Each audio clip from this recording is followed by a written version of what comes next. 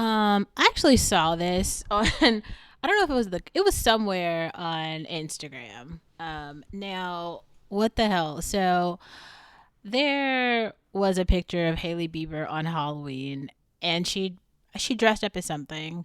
Now, here's what I want to say about Hailey Bieber. This video is not about Hailey Bieber, but I just want to introduce the concept so that we can kind of give a premise. So, there are like tween and like middle school, like elementary school age and like middle school age white kids in America are the target demographic for someone like Hailey Bieber. It isn't Hailey Bieber is not producing content for like you and me or even like black youth. Maybe there are some like really privileged black youth who might be able to be inspired by kind of the unorthodox way she's doing stuff.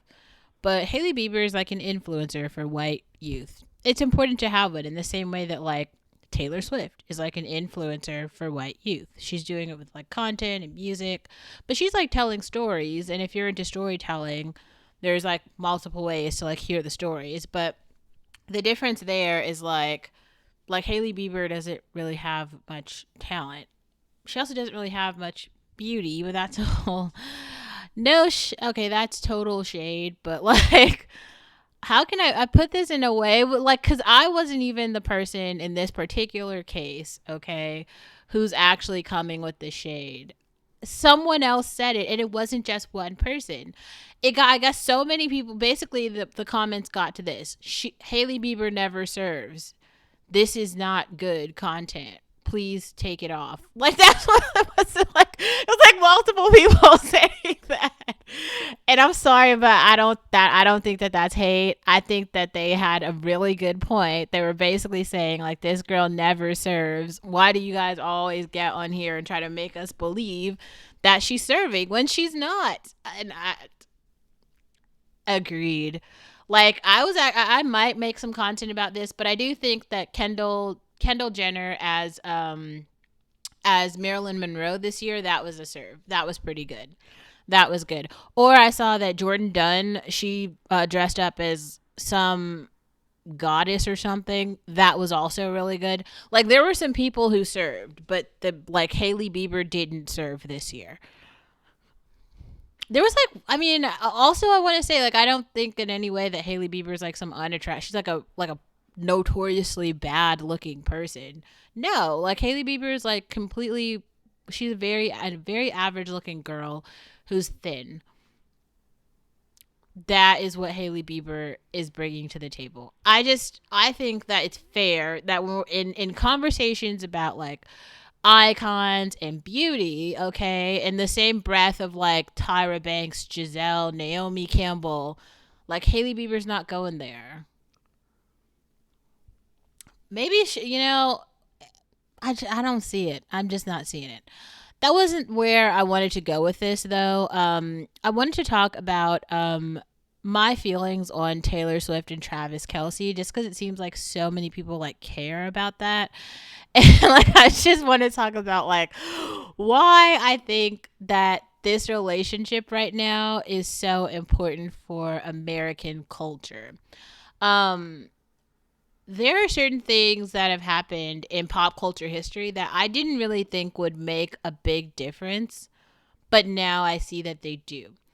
For instance, Rihanna in her whole thing about like good girl gone bad, Disturbia, and then mostly when she did, I think it was the Rock and Rio show where she had that dress and she had the short hair and the hat.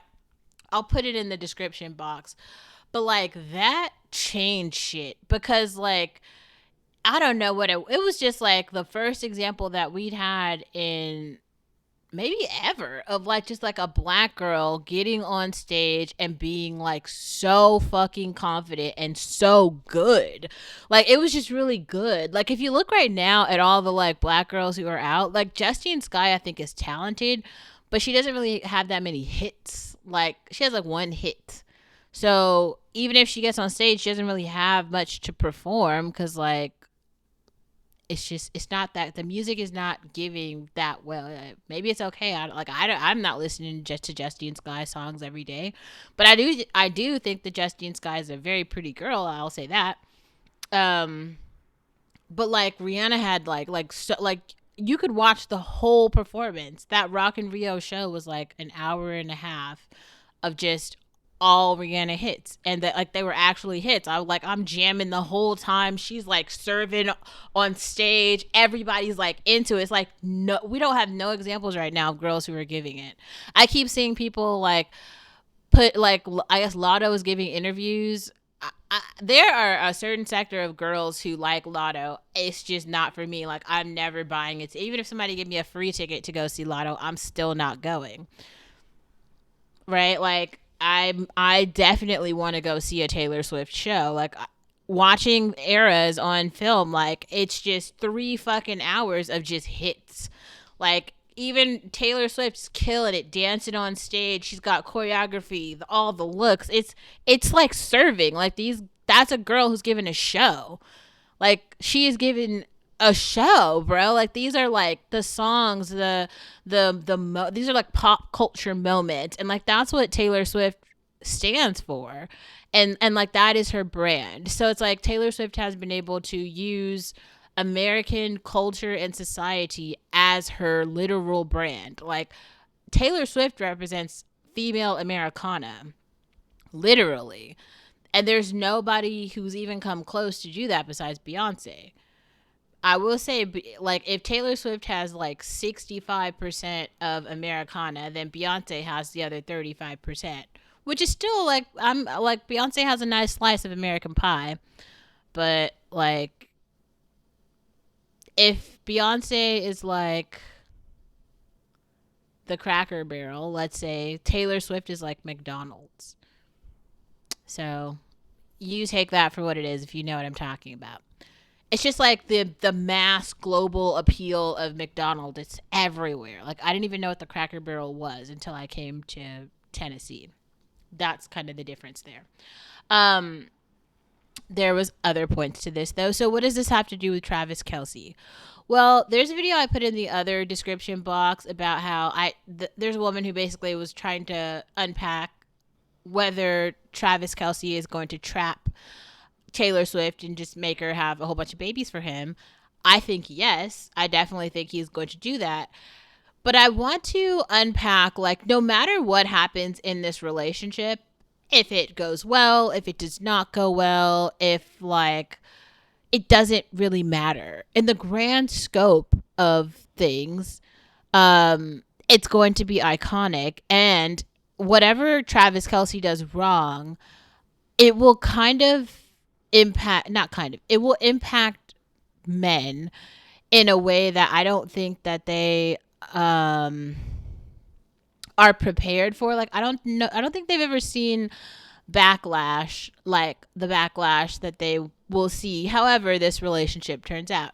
Now hopefully, like in an ideal fairy tale world, Travis KelC will be Taylor Swift's like husband, and they will have many children, and they will be great together, and maybe Taylor Swift will start making like nursery rhyme songs or something, and it will be so great, and it'll all be wonderful. Maybe in an ideal fairy tale world that will happen. We don't know. I don't think that will happen, but it is a possibility. I'm not like tuning it out, but I'm saying they represent something that we haven't had in this country for a long time, and that is just simply pop culture, traditional relationships. Like none of the like we have so many basketball players, football players, sports players, and for some reason like they just don't have, I would say like LeBron James and Savannah, his wife, that's like a good example right now, but there's kind of like nobody else. Like a lot of the other basketball players, they're just all notorious hoes. Like I feel like I saw something,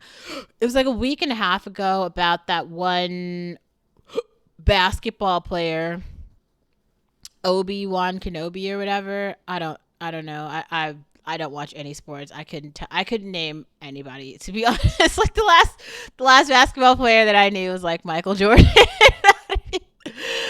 Literally, when people knew, the only reason I knew that like Kobe Bryant died was because like people were like walking down the street with like posters or something. Like, I do not keep up with like sports and sports thoughts and all those things. Like, I have no idea.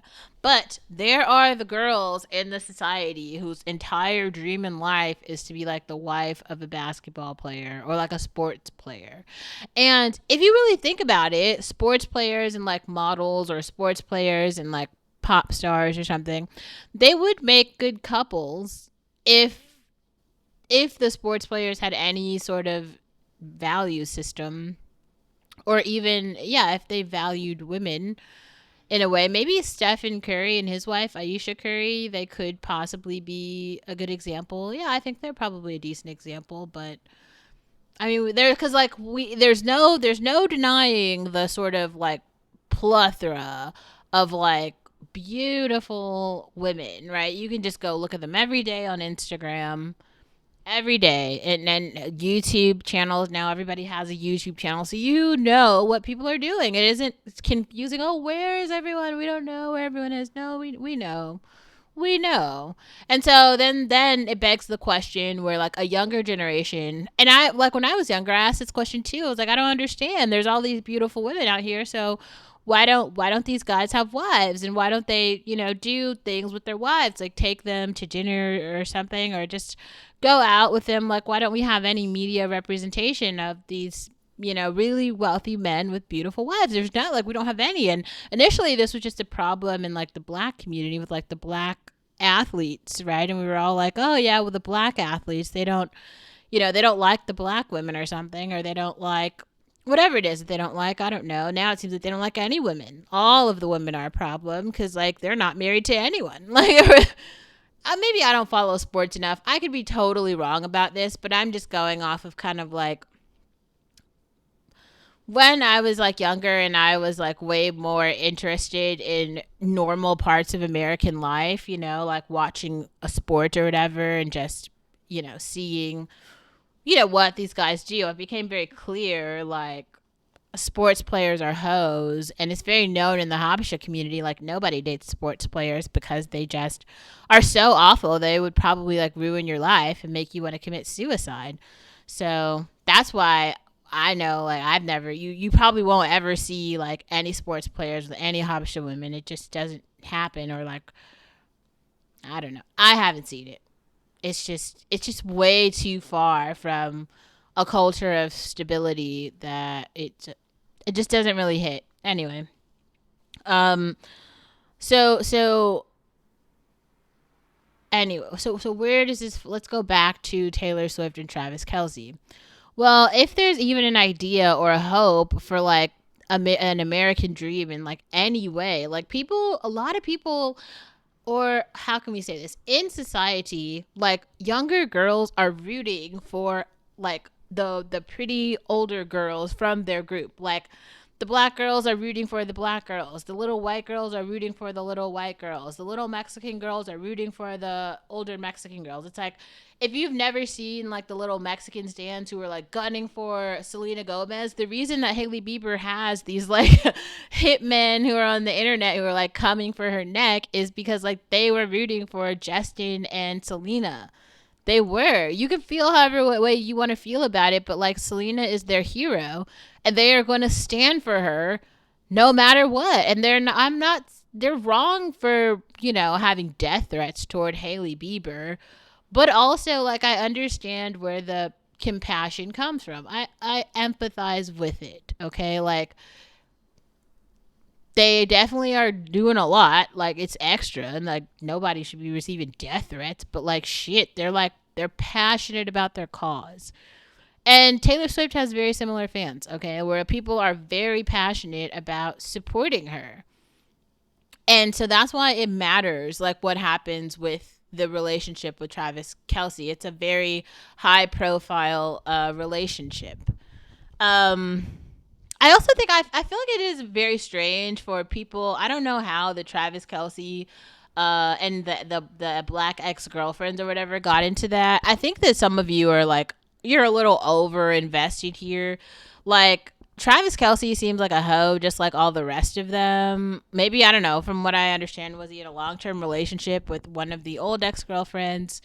Whatever it was, like they broke up. Okay, so like that's it. Like they're not in a relation. They broke up for whatever reason. It didn't work out. Like whether she was black, the ex girlfriend, or she was white, or whatever the deal was, they're not currently together. And Travis KelC is currently with Taylor Swift. Everyone just has to move on. To me, this doesn't seem like a racial thing. Like people are trying to pin it. Oh, lessons you should learn as a black woman. Like I don't think there's any lesson there besides like what two people went through in their own fucking bedroom in their own relationship that we have no idea about because we are not in their bedroom. Okay, like it doesn't really matter. He's moved on. Hopefully they have too. To the girls who are bringing up the relationship in the past, it's just unnecessary. Like you're doing a lot. Like we don't need to know. So I don't know who's gaining from that. Like if she wants to unpack, therapy would be an appropriate place to unpack feelings about, how that relationship ended.